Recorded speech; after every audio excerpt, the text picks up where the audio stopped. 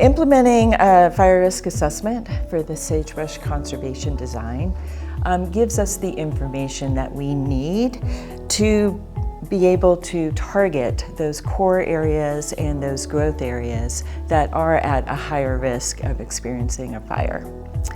And so we found in this analysis that a lot of the fire risk for these core areas and growth areas were largely concentrated in the western side of the sagebrush biome.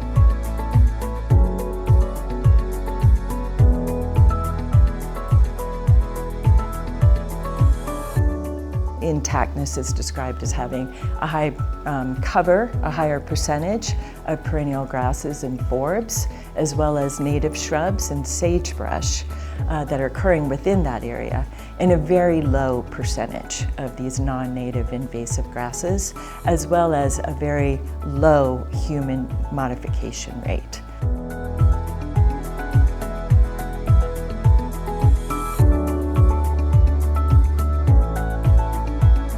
The eastern side of the sagebrush biome are really the areas that are more resilient to fire and more resistant to invasive grasses. And this is due, to these higher precipitation patterns as well as these lower summer temperatures that make them more resilient, especially when compared to the western side of the sagebrush biome, where you have more of the sagebrush communities that are occurring at the lower elevations. It's much more arid, hotter temperatures, less precipitation. So in general, these areas that are on the western side tend to be much more susceptible to being invaded by these non-native grasses that promote uncharacteristic fire.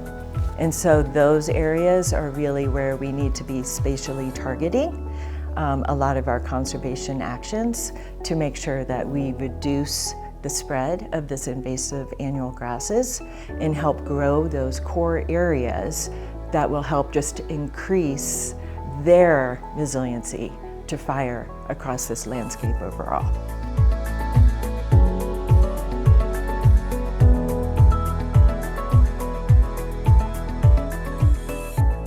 The core or growth areas that tend to be more remote and more isolated and further away from human development are less exposed to human ignitions.